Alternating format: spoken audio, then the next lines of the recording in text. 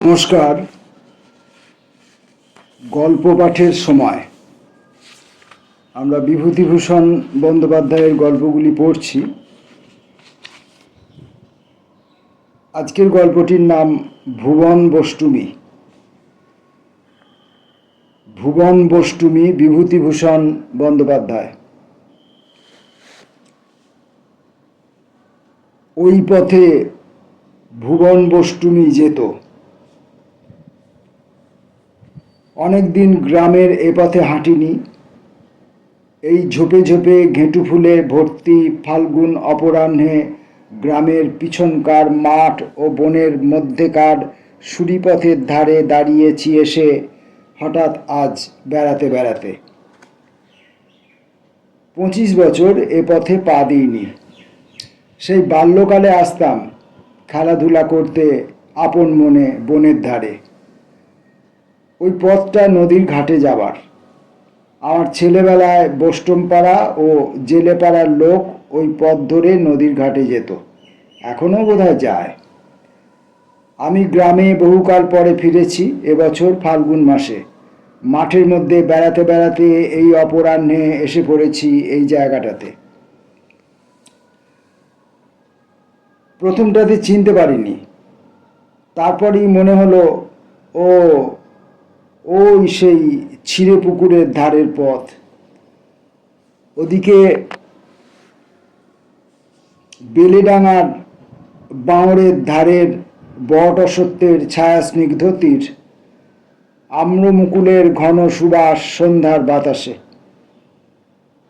পৃথিবীর সমস্ত আজ কি অপূর্ব রূপেই প্রকট হয়ে দেখা দিয়েছে আমার চোখের সামনে।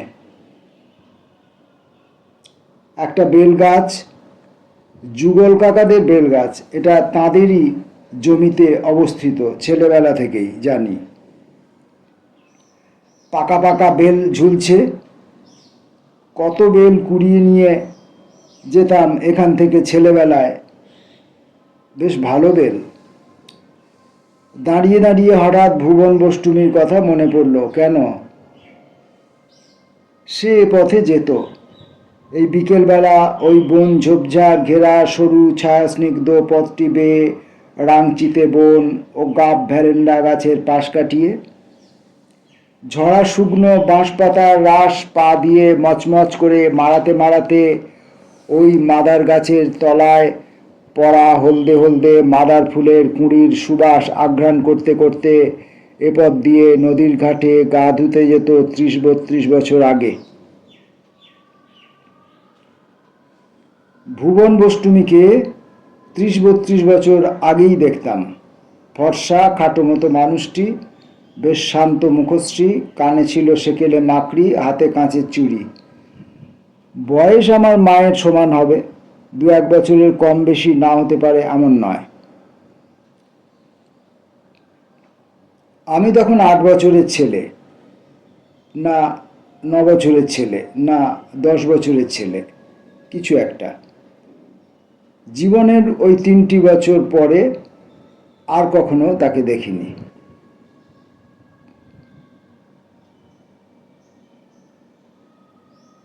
ভুবন বষ্টুমী আমাকে বলতো, হ্যাঁ গা বামুনদের খোকা, তুমি একা বনে বনে কি করো?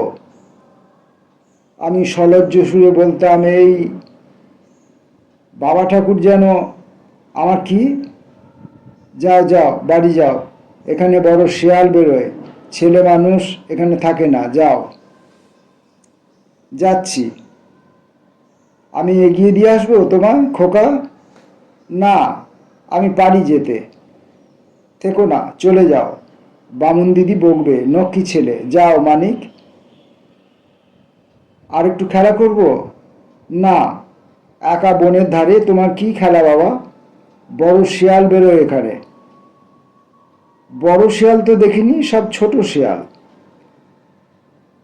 তা না গো খোকা, বড় শিয়াল হলো সেই যার নাম করতে নেই সন্ধেবেলা।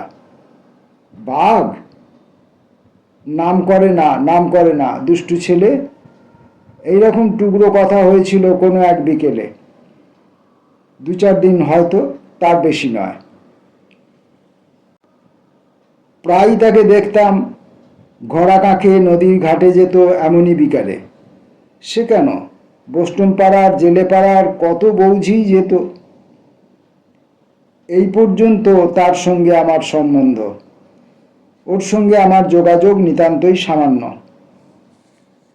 ভুবন বোষ্টমীর ইতিহাস যতদূর আমার জানা আছে বা পরে বড় হয়ে শুনেছিলাম, তার মধ্যে অসাধারণত্ব কিছু ছিল না।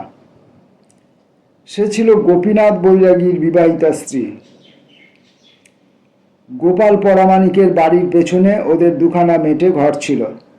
চাষবাস জমি জমার সামান্য আয়ে সচ্ছলভাবেই সংসার চলত। নিঃসন্তান স্বামী স্ত্রীর ঝামেলাবিহীন সংসার। ভুবনের মুখখানা ছিল সুন্দর, কারণ ওর মুখ আমি মনের চোখে স্পষ্ট দেখতে পাই। তবে ভয়ানক রকমের সুন্দর কিছু নয়, পাড়াগাঁর মধ্যে 5-5 ধরনের চেয়ে একটু ভালো। ভুবন বোষ্টমীর সম্বন্ধে আর একটা কথা মনে আছে। কেউ তার চরিত্র সম্বন্ধে কোনো অপবাদ দেয়নি, অথচ ওপাড়ার অধিকাংশ বৌঝি সম্বন্ধে সেই ছেলেবেলাতেই কানাঘুষো আমার কানে গিয়েছিল। পাড়াগা জায়গা, পরের এতটুকু ছিদ্রও চোখ এড়ায় না সেখানে।